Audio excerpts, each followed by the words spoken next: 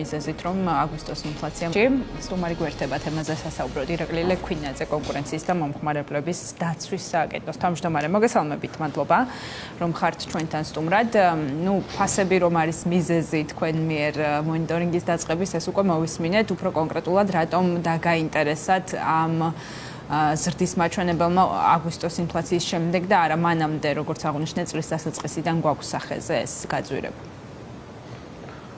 ანა, მოგესალმებით, მივესალმები თქვენს მაყურებელს, თქვენს სიუჟეტიც კარგად იყო წარმოდგენილი, ეს ძირითადი მიზეზები, რის გამოც კონკურენციისა და მომხმარებლის დაცვის სააგენტომ დაიწყო სამედიცინო სერვისების ბაზრის მონიტორინგი. პირველი ერთ-ერთი რამდენიმე ფაქტორია, რაც ამას განაპირობებს. პირველი ეს არის, რა თქმა უნდა, ბოლო 1 წლის ფასის დინამიკა, სადაც საავადმყოფოს მომსახურებაზე დაახლოებით 26%-იანი ზრდა ფიქსირდება. ასევე თუ ნახავთ ამ ინდექსებს, იქ არის საკონსულტაციო და თერაპევტული მომსახურება, სადაც 12%-იან ზრდას აქვს ადგილი. მანამდე ეს მიმართულება იყო სტაბილური და ამიტომ ბუნებრივია ეს ერთ-ერთი მიზეზია, რის გამოც ჩვენ გადავწყვიტეთ მონიტორინგის დაწყება. მეორე ფაქტორი ეს არის ის განგრძობითი თემა, რაც ყოველთვის იყო კონკურენციისა და მომხმარებლის დაცვის ინტერესის საგანი. თქვენ გახსოვთ ფარმაცევტული ბაზრის მონიტორინგი, სადაც 13 რეკომენდაცია გაიცა, ბევრი მათგანი საქართველოს მთავრობის და ჯანდაცვის სამინისტროს მიერ იქნა დანერგილი და მან მნიშვნელოვანი ეფექტი მისცა პაციენტებს, როგორც მედიკამენტების ფასების შემცირების კუთხით და ეს ზრდა იყო საკმაოდ ხელშესახები და დღესაც არის. ასევე რიგ სამედიცინო სერვისებზე ტარიფები იქნა დადგენილი და ამან მნიშვნელოვანი დანაზოგი და სამართლიანი ფასების უზრუნველყოფა განახორციელა. გარდა ამისა, თქვენ იცით, რომ 7000-მდე მედიკამენტია, რომელზეც რეფერენტული ფასი მოქმედეს და ესეც ძალიან მნიშვნელოვანია ჩვენი თანამოქალაქეებისთვის. გარდა ამისა, იყო ორი გადაწყვეტილება, რომელიც უკავშირდებოდა შეთანხმებული ქმედების გამოვლენას 4 კომპანიის შემთხვევაში, აგრეთვე ფასებთან დაკავშირებული თემა და ასევე წელს მიღებული გადაწყვეტილება, რომელიც უკავშირდებოდა რეფერენტულ ფასს წარმოქმნამდე არსებულ ფასებს რიგ მედიკამენტებზე და თქვენ იცით, რომ 7 მედიკამენტის შემთხვევაში და 4 კომპანიის შემთხვევაში დადგინდა ჭარბი ფასნამატები, რომელიც იყო 180-200%-ის ფარგლებში, თუ ჩავთვლით იმპორტიდან მომხმარებლამდე ეს იყო დაახლოებით 300-დან 3000%-ის ფარგლებში და აღმოჩნდა იქ ისეთი დანახარჯები, რომელიც საერთოდ არარელევანტური და არაშესაბამისი იყო მედიკამენტის ფასებთან. თუმცა ჩვენ ხედავთ, რომ რეფორმების შედეგად ჩვენმა პაციენტებმა მიიღეს მნიშვნელოვანი ეფექტი, როგორც მედიკამენტების დანახარჯების გაწევის კუთხით, ასევე რიგ სამედიცინო სერვისების კუთხით, სადაც ტარიფები არის დადგენილი და ამ რეფორმების შემდეგ ჩვენ ხედავთ ფასების ზრდის დინამიკას იმ მიმართულებებზე, სადაც ჯერჯერობით ამის რესურსი არსებობს და ითქვა კიდევაც ეს თქვენ სიუჟეტში, რომ სადაც არსებობს თავისუფალი ფასაბოქნა, იქ უფრო მეტად ფიქსირდება ფასების ზრდის კომპონენტი. თუმცა მედიკამენტების ბაზრისგან განსხვავებით ძალიან საინტერესოა თუ შეიძლება ჩაგეკითხებით. არის თუ არა ეს ობიექტური საბაზრო პირობები, მათ შორის რა თქმა უნდა, სახარჯი მასალები, ტექნიკა და აღჭურვილობა, მათ შორის პერსონალის და ექიმის ხელფასის ანაზღაურება შედის თუ არა, ეს არის განმაპირობებელი ფაქტორები, თუ არის უბრალოდ ერთგვარი მცდელობა იმისა, რომ იქ სადაც პაციენტებმა მიიღეს ძალიან პოზიტიური და დადებითი ეფექტი და შეძლეს როგორც მედიკამენტებზე, ასევე რიგ სამედიცინო სერვისებზე დანახარჯებში მნიშვნელოვანი შეღავათის მიღება, ხო არა არის კლინიკების ამ შემცირებული შემოსავლის ერთგვარად დაბალანსების შესაძლებლობა. აი ეს არის მონიტორინგის მთავარი მიზანი, რომელიც გარკვევად ჩვენ გვსურს.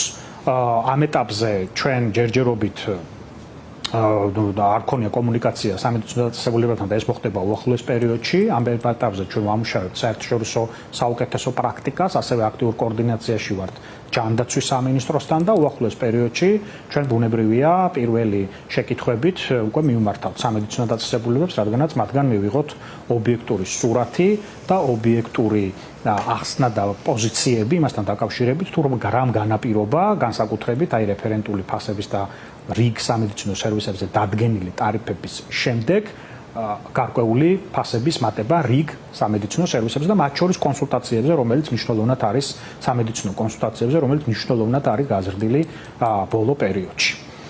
ბანო ირაკლი, ჩემი ხმა გესმით ხომ? არ ესმის. ხო, მეც ასე ვიბარაუდე, რომ ჩემი ხმა არ ესმის ბატონ ირაკლეს, რადგან წეღან ვცდილობდი შეკითხვა და მესვა. აი, ხა უკვე მესმის. გესმით ჩემი? უკვე მესმის. ძალიან კარგი. ვიდრე თქვენ დავუსვამთ კითხვებს სამედიცინო, ასე ვთქვათ, ობიექტებს, საავადმყოფოებს, მათ შორის და კლინიკებს, მე მაინტერესებს თქვენ საუბრობდით ფარმაცევტულ ბაზარზე, სადაც თქვენმა ჩარევამ, თქვენივე თქმით, პოზიტიური ეფექტი გამოიტანა მომხმარებლისთვის იმ თვალსაზრისით, რომ რეფერენტული ფასები დადგინათ წამლებზე. თუმცა ახლა საუბრობთ ისეთ სექტორზე, სადაც უკვე არსებობს რეგულირებული ჩარევა იმ თვალსაზრისით, რომ არსებობს DRG სისტემა და ყველა სახელმწიფო დაზღვევით ან საყოველთაო ჯანდაცვით მოსარგებლე ისედაც დადგენილი ფასით იღებს კონკრეტულ მომსახურებებს კლინიკებში, თუმცა ამის მიღმა არის კერძო სექტორი, სადაც სწორედ როგორც ვხვდები თქვენი დაკვირვების თავარი ორიენტირი იქნება სწორედ იმაზე, თუ რა ფასადს თავაზობენ სერვისებს ეს კლინიკები უკვე არა საყოველთაო ჯანდაცვით მოსარგებლე ჯგუფს, ამ შემთხვევაში კერძო დაზღვეულებს და არა მხოლოდ დაზღვეულებს, არამედ ზოგადად კერძო პირებს. საბოლოო მიზანი, როგორც ვხვდები, არის ის, რომ შეამციროთ ჯიბიდან გადახდები მომხმარებლების მხრიდან. როგორ წარმოგიდგენიათ ამ შემთხვევაში თქვენი რეკომენდაცია რა შეიძლება იყოს კერძო კლინიკის მიმართ, რომელსაც DRG-ს მიღმა აქვს კონკრეტული ფასები დაწესებული კონკრეტული მომხმარებლებისთვის, რომ ეს ფასები ასე არ უნდა იყოს დადგენილი?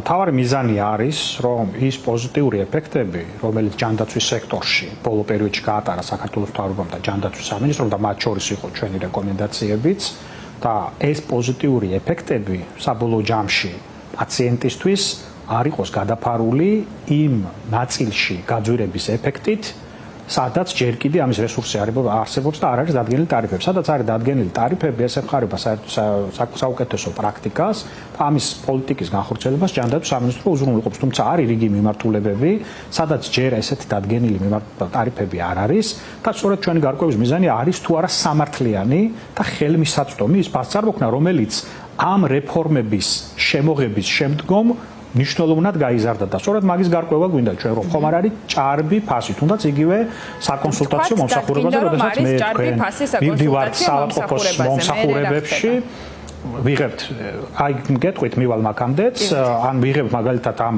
საკონსულტაციო მომსახურებას, რომელიც პირობითად რაღაც 2 წლის წინ მაგალითად ღირდა პირობითად 60-80 ლარი და დღეს ალბათ თითქმის გაორმაგებულია.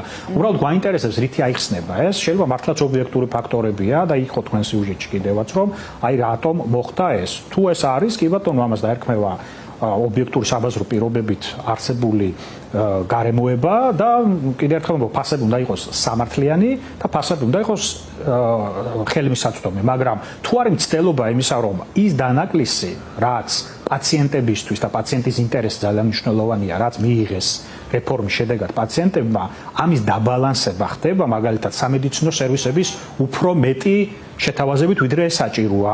მაგალითად მედიკამენტების უფრო მეტი ჩამონათვალით, ვიდრე ეს შეიძლება საჭიროა. ან მაგალითად იმ ნაწილში, სადაც არ არის დადგენილი ჭერი, ამ ნაწილის გაძვირებით, რომ ის დაკარგული პირობითად პაციენტისთვის მიღებული ეფექტი, მაგრამ სამედიცინო დაწესებულისთვის დაკარგული შემოსავალი, რომელიც მის კომერციულ ინტერესს აკმაყოფილებს და არა პაციენტის უპირველეს ინტერესს, აი აქ ხო არ არის ჭარბი ფასის კომპონენტი. იქნებ მართლაც გაიზარდა ექიმების მომსახურება, იქნებ იგივე დარჩა სამედიცინო პერსონალის მომსახურება, რაც მანამდე იყო, უბრალოდ ტარიფები გაიზარდა ამ მიმართულებით. აი ეს მე ვფიქრობ ძალიან მნიშვნელოვანი თემაა, მათ შორის ჩემთვის, თქვენთვის და აბსოლუტურად ყველა მოქალაქისთვის, ვინც შეიძლება პაციენტი იყოს ამ ქვეყანაში და კიდევ ერთხელ ვამბობ, ამ სამედიცინო სერვისების ბაზრის მონიტორინგის მთავარი მიზანი სწორედ არის ის, რომ ის პოზიტიური ეფექტები, რომელიც რიგი რეფორმების შედეგად იქნა მიღწეული ჩვენი მოქალაქეებისთვის, გაგრძელდეს და არ დაიკარგოს მაგალითად ისეთი ტიპის გაზრდილი სამედიცინო სერვისებით, რომელიც შეიძლება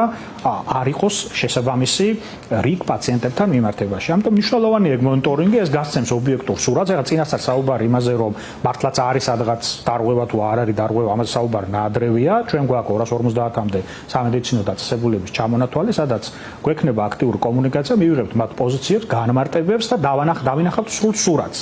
ეგ ყველაფერი უკავშირდება ობიექტურ, საბაზრო და რეალურ გარემოებებს. თუ არის ერთგვარი მცდელობა იმისა, რაც უკვე ვახსენე. კიდევ ერთხელ ვამბობ, იქნება აქტიური და ძალიან მჭიდრო კომუნიკაცია ყველა სამედიცინო დაწესებულებასთან და რა თქმა უნდა ჯანდაცვის სამინისტროსთან, იმიტომ რომ ის არის მთავარი პოლიტიკის წარმოებელი და გამსაზღვრელი ამ მიმართულებით. ეხლა ბაზეთ მონიტორინგი თავის თავში არ გულისხმობს რომელიმე კონკრეტული ეკონომიკური სუბიექტის მიმართ რაიმე ტიპის დარღვევის გამოვლენას ან თუნდაც დაჯარიმებას, ეს არის საერთო ბაზრის სურათის შეფასება, თუმცა თუ გამოვლინდება რიგი სამედიცინო დაწესებულებები, რომლებიც მაგალითად ესეთი ჭარბი ფასით ოპერირებდნენ, ეგ უკვე შემდგომი ეტაპია, რომ ეს გადაიზარდოს მოკვლევაში. თუმცა ჩვენ ამის მოლოდინი ჯერჯერობით არ აგვაქვს და ვფიქრობთ, რომ იქნება მნიშვნელოვანი რეკომენდაციები ამ მონიტორინგის შედეგი, რომელიც მათ შეიძლება უზრუნველყოს უფრო მეტი კონკურენტული გარემო და უფრო მეტად სამართლიანი და ხელმისაწვდომი ფასები პაციენტებისთვის. თუ გავითვალისწინებთ უახლესი წარსულის გამოცდილებას, როგორც წესი, თქვენი მონიტორინგი და მოკვლევა საბოლოოდ სრულდება ხოლმე იმით, რომ სახელმწიფო იღებს კონკრეტულ გადაწყვეტილებას, რომ რამე ტიპის რეგულაციით შევიდეს ამ ბაზარზე. ახლაც მის მოლოდინი უნდა გქონდეს? ზოგადად სამედიცინო და ფარმაცევტული ბაზარი ნებისმიერ ქვეყანაში, აი იმ ქვეყნებშიც კი, რომლებიც უაღრესად ასე ვთქვათ ლიბერალურ ეკონომიკურ პოლიტიკას ახორციელებენ, არის ძალიან აქტიურად რეგულირებული და გამჭირვალედ რეგულირებული. ჩვენ ყოველთვის და არა მარტო ჩვენი შეფასება იყო ეს პირველი მონიტორინგი, როდესაც ჩავატარეთ, არამედ ნებისმიერ სხვა საერთაშორისო ორგანიზაციის შეფასებებითაც საქართველოში ფარმაცევტული ბაზარი ყოველთვის განიცდიდა რეგულაციების სიმცირეს და ეს იყო თავისუფალ საბაზრო პრინციპებზე ორიენტირებული, რაც დამერწმუნებით ყოველთვის ესეთ გარემოში სამედიცინო დაწესებულებები უპირატესობას მიენიჭებენ საკუთარ კომერციული ინტერესს, განსაკუთრებით მაშინ, როდესაც მაღალკონცენტრირებული ბაზარი გვაქვს და არის მსხვილი ჰოლდინგური ჯგუფები და არა დაუშვათ პაციენტის საუკეთესო ინტერესს. მიზანი რა არის? ნებისმიერი მსგავს ჩვენაირი უწყების ან თუნდაც სამედიცინო დაწესებულების, რომ პირველ ხაზზე იყოს პაციენტის ინტერესი და არა დაუშვათ კომერციული ინტერესი. თუმცა ეს არ გამორიცხავს იმას, რომ კომერციული თუ არ დაწესებულება მან მოგება უნდა მიიღოს და ეს არის მთავარი მიზანი. ამიტომ კიდევ ერთხელ ვამბობ, რომ მე ვფიქრობ ყველასთვის, ბაზრის ყველა მოთამაშისთვის იქნება ძალიან მნიშვნელოვანი, რომ ობიექტური სურათი დაიდოს რა ხდება ამ მიმართულებებში და ამ რადგას ამ გაძვირების უკან. ობიექტური საბაზრო გარემოებები, თუ მცდელობა იმისა, რომ რიგი პოზიტიური ეფექტები იქ სადაც რესურსი არსებობს ჯერ კიდევ გაძვირების, სწორედ ამ გაძვირების შედეგად იქნას გადაფარული.